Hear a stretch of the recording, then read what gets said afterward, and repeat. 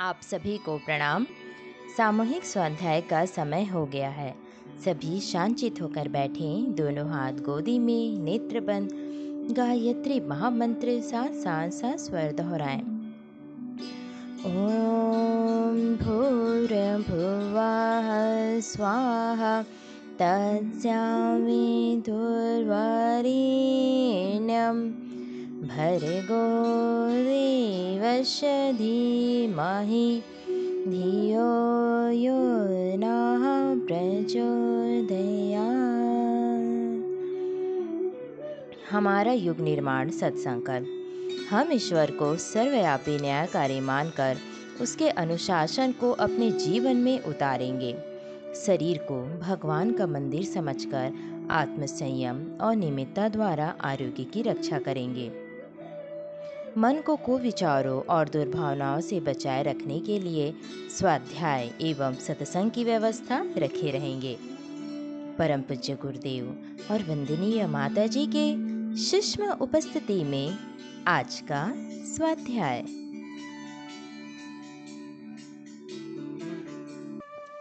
आज के स्वाध्याय में हम अन्य तपों पर स्वाध्याय करेंगे।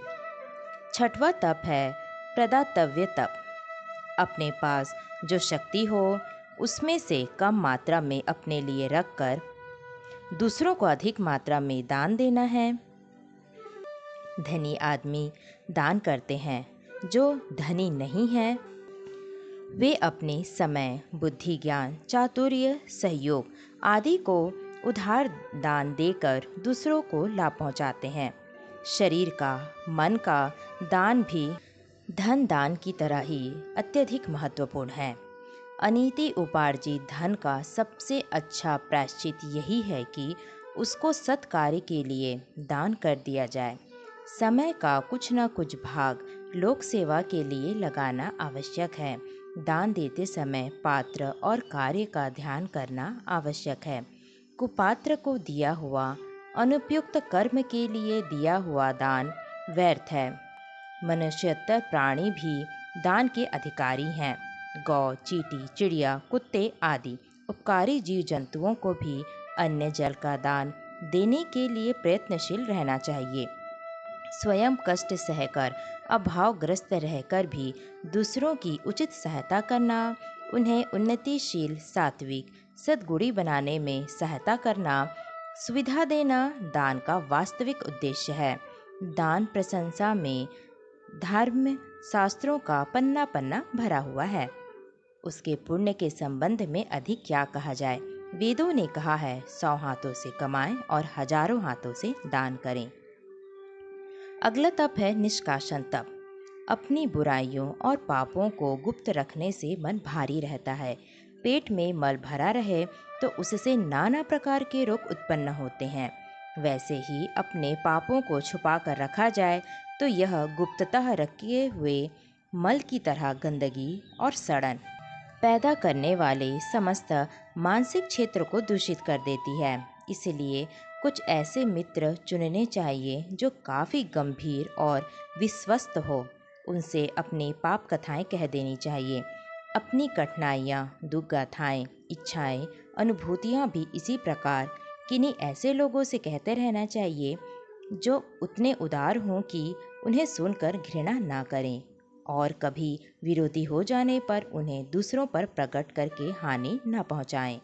यह गुप्त बातों का प्रकटीकरण एक प्रकार का आध्यात्मिक जुलाब है, जिससे मनोभूमि निर्मल होती है। प्रायश्चितों में दोष प्रकाशन का महत्वपूर्ण स्थान है। गौ हत्या हो जाने का प्रायश्चित शास्त्रों ने यह बताया है कि मरी हुई गाय के पूंछ हाथ में लेकर 100 गांवों में वह व्यक्ति उच्च स्वर में चिल्लाकर कहे कि मुझसे गौ हत्या हो गई है। इस दोष प्रकाशन से गौ हत्या दोष छूट जाता है। जिसके साथ बुराई की हो उससे क्षमा मांगनी चाहिए, क्षतिपूर्ति करनी चाहिए और जिस प्रकार वह संतुष्ट हो सके वह करना चाहिए। यदि वह ना हो तो कम से कम दोष प्रकाशन द्वारा अपनी अंतरात्मा का एक भारी बोझ हल्का करना ही चाहिए।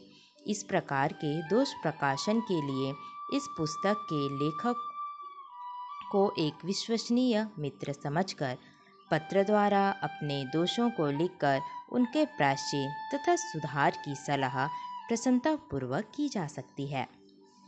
8वां तप है साधना तप।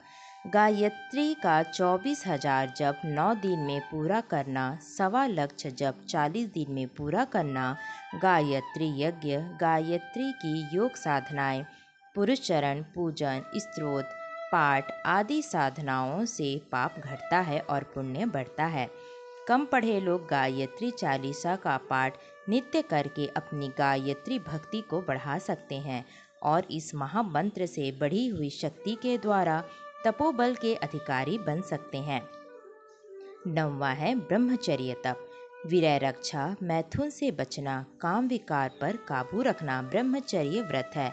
मानसिक काम सेवन शारीरिक काम सेवन की ही भांति हानिकारक है। मन को काम क्रीड़ा की ओर न जाने देने का सबसे अच्छा उपाय उसे उच्च आध्यात्मिक एवं नैतिक विचारों में लगाए रहना है। बिना इसके ब्रह्मचर्य की रक्षा नहीं हो सकती। मन में ब्रह्म में सतत तत्व में लगाए रहने से आत्म उन्नति भी होती है, धर्म साधना भी और विरय रक्षा भी। इस प्रकार एक ही उपाय से 3 लाभ कराने वाला यह तप गायत्री साधना करने वालों के लिए सब प्रकार से उत्तम है। आज के स्वाध्याय में हम चंद्रायण तप और मौन तप पर स्वाध्याय करेंगे। 10वां है चंद्रायण तप। यह व्रत पूर्णमासी से प्रारंभ किया जाता है। पूर्णमासी को अपनी जितनी पूर्ण खुराक हो उसका 16वां भाग प्रतिदिन कम करते जाना चाहिए। जैसे अपना पूर्ण आहार 1 सेर है तो प्रतिदिन 1 छटांग आहार कम करते जाना चाहिए। कृष्ण पक्ष का चंद्रमा जैसे एक एक कला नित्य घटता है वैसे ही एक एक षोडशांश नित्य कम करते रहना चाहिए। अमावस्या और पड़वा को चंद्रमा बिल्कुल दिखाई नहीं पड़ता, उन 2 दिनों बिल्कुल भी आहार ना लेना चाहिए। फिर शुक्ल पक्ष की दौज को चंद्रमा एक कला निकलता है और धीरे धीरे बढ़ता है। वैसे ही एक एक षोडशांश बढ़ाते हुए पूर्णमासी तक पूर्ण आहार पर पहुंच जाना चाहिए। इस 1 मास में आहार विहार का संयम, स्वाध्याय, सत्संग में प्रवृत्ति, सात्विक दिनचर्या तथा गायत्री साधना में उत्साहपूर्वक संलग्न रहना चाहिए। अर्धचंद्रायण व्रत 15 दिन का होता है। उसमें भोजन का 8वां भाग 8 दिन कम करना और 8 दिन बढ़ाना होता है। आरंभ में अर्धचंद्रायण ही करना चाहिए। जब एक बार सफलता मिल जावे तो पूर्ण चंद्रायण के लिए कदम बढ़ाना चाहिए। 11वां तप है मौन तप। मौन से शक्तियों का क्षरण रुकता है, आत्मा बल का संयम होता है, दैवी तत्वों की वृद्धि होती है, चित्त की एकाग्रता बढ़ती है, शांति का प्रादुर्भाव होता है। बहुर्मुखी वृत्तियां अंतर्मुखी होने से आत्म उन्नति का मार्ग प्रशस्त होता है। प्रतिदिन या सप्ताह में अथवा मास में कोई नियत समय मौन रहने के लिए निश्चित करना चाहिए। कई दिन या लगातार भी ऐसे व्रत रखा जा सकता है। अपनी स्थिति, रुचि और सुविधा के अनुसार मौन की अवधि निर्धारित करनी चाहिए। मौन काल का अधिकांश भाग एकांत में, स्वाध्याय अथवा ब्रह्म चिंतन में व्यतीत करना चाहिए। आगे है मौन एक श्रेष्ठ तप साधना। वाणी और मस्तिष्क का सीधा संबंध है। मनुष्य जो भी कुछ सोचता और विचारता है उसकी अभिव्यक्ति वाणी के माध्यम से करता है। भावनाएं वाणी के द्वारा ही प्रकट होती हैं और अंतराल की उत्कृष्टता निकृष्टता का परिचय देती है। वासना, तृष्णा, अहंता आदि की ज्वालाएं अंदर ही अंदर धधकते रहती हैं और जब जब अवसर पाकर वाणी के माध्यम से बाहर फूट पड़ती हैं अथवा मानसिक शक्तियों को धुन की तरह चाटती कुतरती रहती हैं। अध्यात्म साधनाओं में इसलिए वाणी के संयम को मानसिक संयम के साथ संबंध रखा गया है और कहा गया है कि विचारना, भावना और आकांक्षा पक्ष से मानसिक शक्तियों का क्षरण रोका जाए, पर अभिव्यक्ति पक्ष से वाक संचय ना किया जाए तो शक्ति संचय की साधना अधूरी एवं एकांगी रह जाएगी। इसलिए मानसिक संयम के साथ साथ वाणी का संयम भी अनिवार्य रूप से आवश्यक है। मौन साधना इसी की पूर्ति करती है। मौन की गणना मानसिक तप के रूप में की गई है। गीताकार ने कहा है, मन प्रसादः सौम्यत्वम मौनमात्मा विनिग्रह, अर्थात मन की प्रसन्नता, सौम्यशालीनता, मौन मनोनिग्रह और विचारों की शुद्धि मानसिक तप कहे जाते हैं। इससे न केवल एकाग्रता सधती है वरन शक्ति का अपव्यय भी रुकता है। मानसिक संयम साधनाओं में मौन का असाधारण महत्व है। शास्त्रों में इसके अनेकानेक भरे पड़े हैं। महर्षि व्यास की एक वह कथा प्रसिद्ध है जिसमें महाभारत जैसे विशाल ग्रंथ की रचना कर लेने के पश्चात उन्होंने गणेश जी से लेखन का कार्य पूरा न होने तक एक भी शब्द न बोलने का कारण पूछा था। प्रत्युत्तर में श्री गणेश जी ने कहा था, यदि मैं बीच बीच में बोलता जाता तो आपका यह कार्य न केवल कठिन हो जाता वरन एक भार भी बन जाता। महर्षि रमण के बारे में प्रसिद्ध है कि वे सर्वथा मौन रहते हुए आगंतुकों की समस्या का समाधान कर देते थे। सभी पूर्ण संतुष्ट होकर जाते और अपने प्रश्नों के उत्तर मौन वाणी से ही प्राप्त कर लेते थे। तभी तो महर्षियों ने मौन को पवित्रतम विचारों का मंदिर कहा है।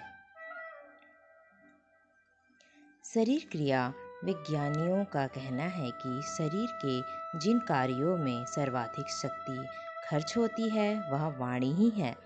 इसके संयम का महत्व न समझने वालों की प्रायः यही मान्यता होती है कि बोलने में क्या लगता है।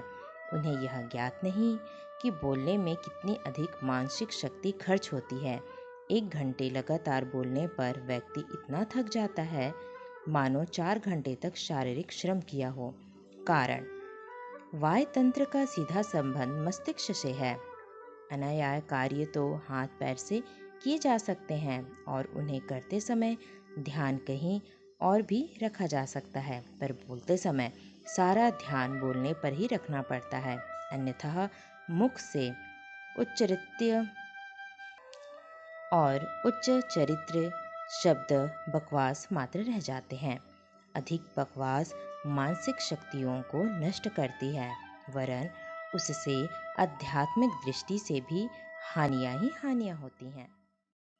आज के स्वाध्याय में कल के क्रम को आगे बढ़ाते हुए मनीषियों ने वाणी के अपव्यय को रोकना आवश्यक ही नहीं अनिवार्य भी बताया है। मूर्धन्य मनोविज्ञानवेत्ताओं का कहना है कि मौन से विचार शक्ति बढ़ती है। सुविख्यात विचारक जेम्स एलन अपनी कृति पॉवर्टी टू पीस में कहते हैं कि समस्त शक्तियों में सर्वश्रेष्ठ शक्ति मौन की शक्ति है। जब वह उचित मार्ग में प्रयुक्त होती है तो उन्नति एवं अभ्युदयकारक होती है, किंतु दुरुपयोग होने पर विनाशकारी दुष्परिणाम प्रस्तुत करती है। भाव, विद्युत आदि शक्तियों का दुरुपयोग हो तो अनर्थ ही खड़े करेगी। विचार संपदा के बारे में भी यही बात है। वह संसार में सबसे अधिक शक्तिशाली शक्ति है। जिन्हें मन को वश में रखना एवं अपने आप पर नियंत्रण साधना हो, उन्हें नियमित रूप से कुछ समय के लिए मौन रहना चाहिए। एकाग्रता संपादन के लिए सबसे उत्तम और सरल उपाय यही है। इससे सरल उपाय और कोई नहीं। सामान्य जीवन में भी कार्य करते समय बोलने और मौन रहने का अंतर समझा जा सकता है।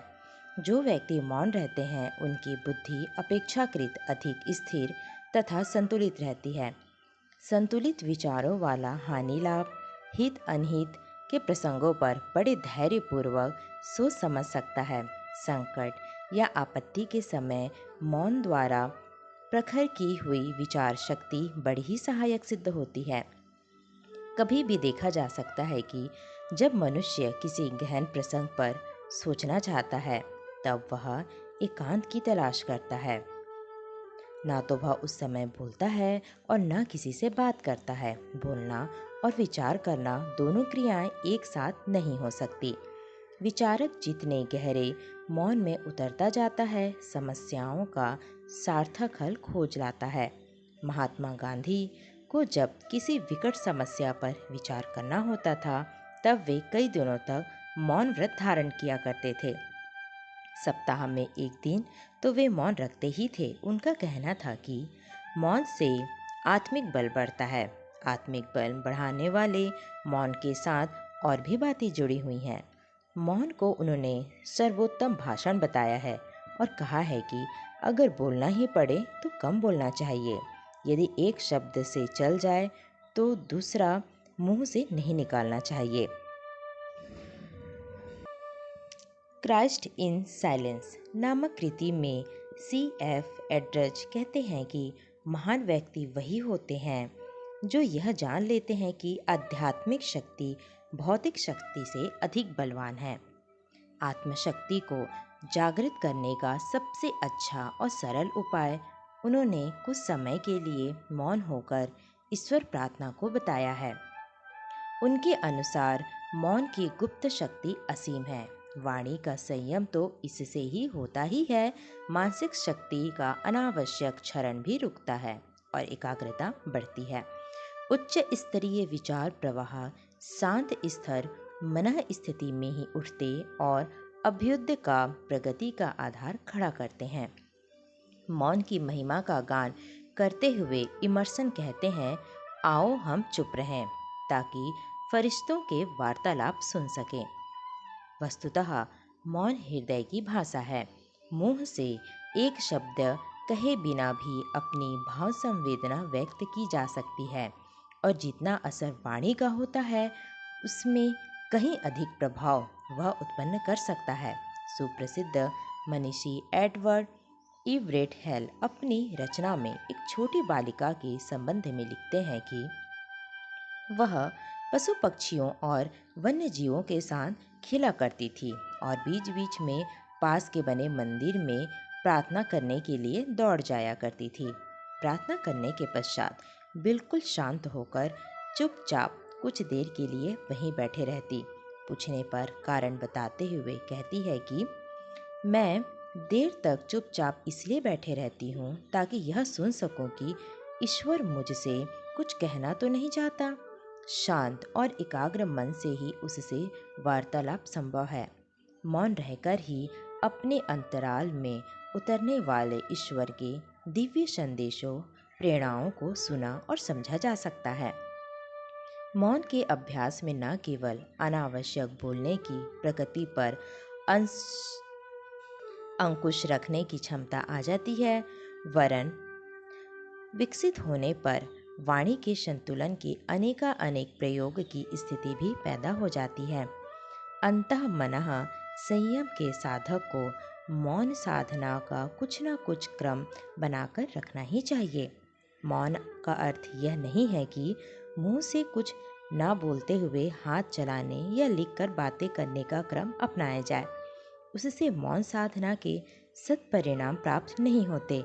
शब्दों का उच्चारण भले ही ना किया जाए, पर बोलने की वृत्ति दूसरी तरह से व्यक्त होती रहे, तो जो शक्ति बोलने में खर्च होती थी वह उस विषय में भी खर्च होने लगती है।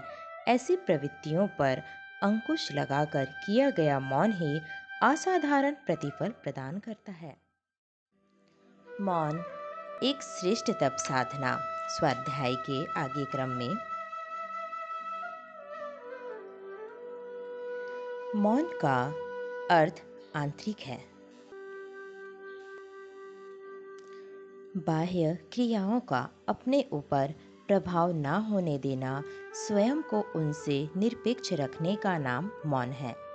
मौन द्वारा बहिर्मुखी दिशा में तथा विचार संयम द्वारा आंतरिक दिशा में मानसिक शक्तियों का अपव्यय होने से रोक लिया जाए तो फिर इंद्रिय संयम आसान हो जाता है।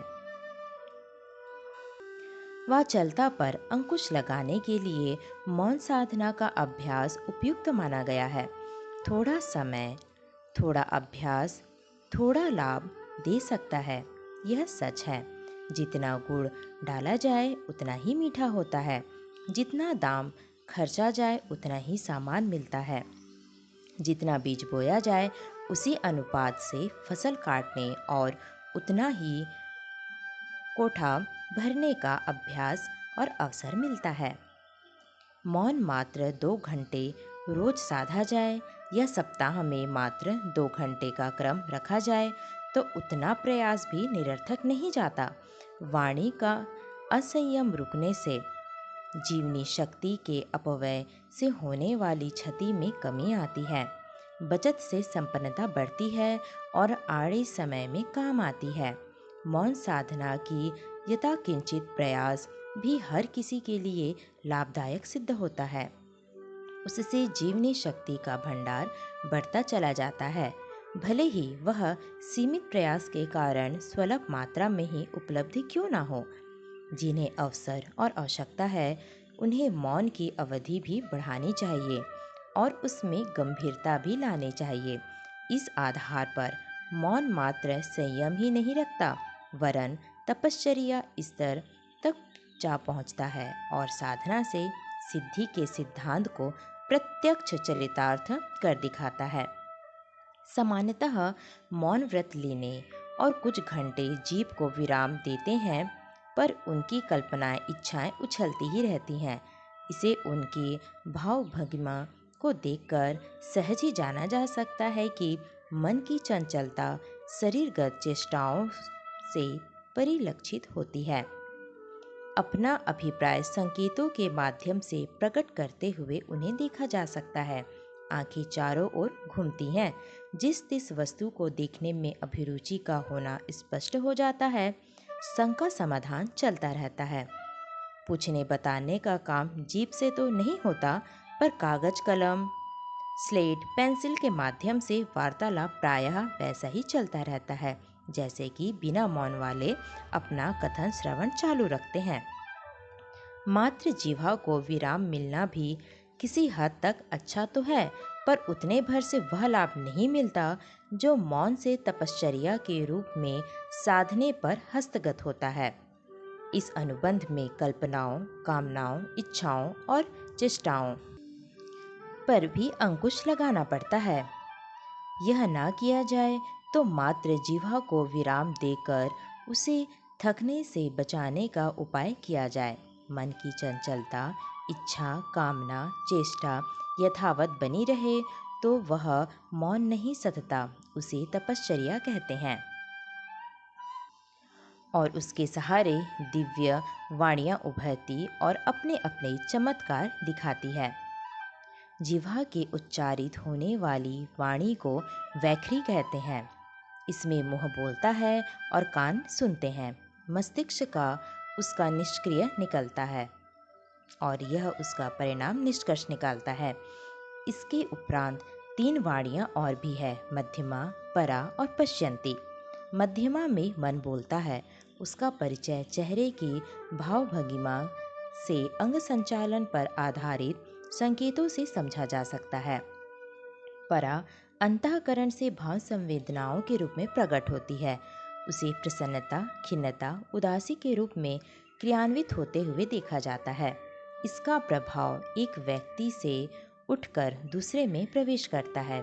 इसके सहारे एक दूसरे के मस्तिष्क में प्रवेश करते हैं और उस संप्रेषण की प्रतिक्रिया बटोरकर प्रेषक के पास वापस लौटता है। इसे मौन वार्तालाप भी कह सकते हैं। इसमें चेहरे को देखकर अंतराल को समझने के लिए प्रयास नहीं करना पड़ता। पश्यन्ती विशुद्धतः आध्यात्मिक है। इसे देववाणी भी कह सकते हैं। इसे आकाशवाणी, ब्रह्मवाणी भी कह सकते हैं। यहाँ पर चेतना के साथ टकराती और वापस लौटकर उन समाचारों को देती है जो अदृश्य जगत की विभिन्न क्रिया प्रतिक्रियाओं के रूप में सक्रिय रहते हैं। इसे अदृश्य दर्शन भी कहते हैं। इसी माध्यम से देव तत्वों की पराचेतना के साथ संभाषण एवं आदान प्रदान होता है। ज्ञानेंद्रियां अपने अपने प्रयोजनों के लिए प्रयुक्त होती है। उनमें देखने, सूंघने, सुनने, चखने, स्पर्श की सरसता अनुभव होती है। यह भौतिक रसास्वादन है। पर यदि इन पंचदेवों को साधना द्वारा सिद्ध कर लिया जाए तो वे अतीन्द्रिय क्षमताओं के रूप में विकसित होती हैं और अलौकिक अनुभूतियां प्रस्तुत करती हैं। दूरश्रवण, दूरदर्शन, भविष्य ज्ञान, जन्मांतर बोध आदि का धनी बना जा सकता है। जीवा है तो एक पर वह दोहरा काम करती है। वह चखने के लिए रसना के रूप में और बोलने के लिए वाणी के रूप में प्रयुक्त होती है। इसे यदि मौन एवं आस्वाद के आधार पर दोनों रूपों में सिद्ध कर लिया जाए तो अन्तरंग और बहिरंग स्तर की दोहरी विभूतियों का रसास्वादन किया जा सकता है। जीवा की दूसरी सिद्धि है श्राप और वरदान देने की क्षमता। साधारण वाणी जानकारियां देने पर भर के लिए काम करती है, पर तब भूत जीवा सत्पात्रों पर सत्परिणामों की वरदान के रूप में वर्षा करती है। यदा कदा ऐसा भी आवश्यक हो जाता है कि बढ़ते हुए अनाचार को रोकने थामने के लिए उनके मार्ग में अवरोध खड़ा किया जाए। अभिश्राप इसी को कहते हैं। मौन साधना द्वारा साधित की हुई जिह्वा उपरोक्त सभी प्रयोजनों की पूर्ति करता है। आज के स्वाध्याय में हम बहिर्मौन और अंतर्मौन पर स्वाध्याय प्रारंभ करेंगे। प्रख्यात मौन वह जिसमें वाणी से बोलना बंद कर दिया जाता है। आवश्यकता होने पर इशारों से या लिखकर अपना अभिप्राय प्रकट कर देते हैं। यह साधना उनके लिए अच्छा है जिन्हें बहुत बोलने की, शेखी खोरे की, गप्पेबाजी करने, निंदा चुगली किए बिना चैन ना पड़ने की आदत है। कई लोग पैरों को हिलाने, हाथों को मोड़ते बिना खुजली के खुजलाते रहते हैं। कुछ ना कुछ किए बिना उन्हें चैन नहीं पड़ता। इन अनावश्यक हरकतों से शरीर की इंद्रियों की सामर्थ्य क्षीण होती है। अनावश्यक रूप से हुए अपव्यय से खजाने खाली हो जाते हैं। फिर अंगों की क्षमता को अकारण नष्ट करने की आदत का तो बुरा प्रभाव होना ही चाहिए। इस कुटेव को छुड़ाने के लिए मौन साधना का महत्व है। विशेषतः जिह्वा का अवरोध तो इसलिए करना पड़ता है कि असत्य या अनावश्यक वचन ना निकालने का अभ्यास हो जाए और वह भी उस स्तर तक पहुंच जाए कि किसी के कहे हुए वचन अपना प्रभाव छोड़ने लगे, उसे सत्परामर्श देकर उपयोगी मार्ग पर चला सके। वक्तृता में इतनी क्षमता उत्पन्न हो जाए कि उसका प्रभाव आश्चर्यजनक पड़े। वह वाणी किस काम की, जिसका कथन और कतरनी की तरह चलता रहे। वस्तुतः जो कुछ कहा जाए वह शब्द वेदी बाण की तरह काम में आ सके, ऐसी वाणी हो।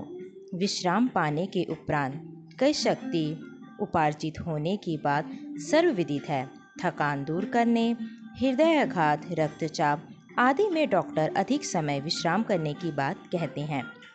अतः जिह्वा को भी कुछ समय के लिए विश्राम दिया जाए तो उसकी कुटेव छूटती है और विश्राम के उपरांत नए सिरे से कार्यरत होने पर उसे आवश्यक नया प्रशिक्षण भी आसानी से दिया जा सकता है।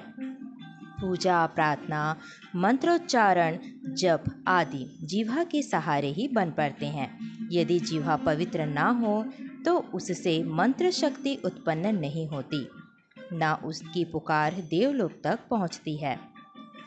श्राप, वरदान आदि देने की क्षमता भी उत्पन्न नहीं होती। इसलिए शरीर स्नान करने से भी प्रथम मुख मार्जन करना पड़ता है। उपासनात्मक कर्म कांडों का शुभारंभ आचमन से किया जाता है। कारण है कि जिह्वा को पवित्र करने के उपरांत ही दिव्य प्रयोजनों का बन पड़ना संभव होता है। शारीरिक स्वास्थ्य की दृष्टि से भी इसकी प्रमुखता है। जो सवेरे स्नान नहीं कर सकते वे भी उठते ही कुल्ला करते हैं। जितनी बार भोजन किया जाता है उतनी बार भोजन के अंत में कुल्ला करने, आचमन करने की प्रथा है। शरीर के समस्त अंगों की तुलना में शुद्धिकरण का ध्यान मुख क्षेत्र में अधिकाधिक रखा जाता है। इससे पाचन तंत्र की समूची नलिकाएं प्रभावित होती हैं।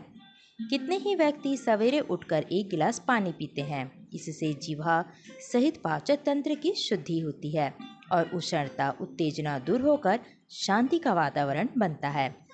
अच्छा हो मौन साधने के अवसर पर आहार शुद्धि का भी ध्यान रखा जाए। जिह्वा को ज्ञानेंद्रिय और कर्मेंद्रिय दोनों ही माना गया है। भोजन प्रयोजन में वह कर्मेंद्रिय रहती है और वार्तालाप में ज्ञानेंद्रिय बन जाती है। उसकी द्विधा प्रक्रियाओं का परिशोधन करने के लिए आहार शुद्धि का ध्यान रखना भी नितांत आवश्यक है। उपवास में दूध, छाछ, रसादि का प्रयोग किया जाए।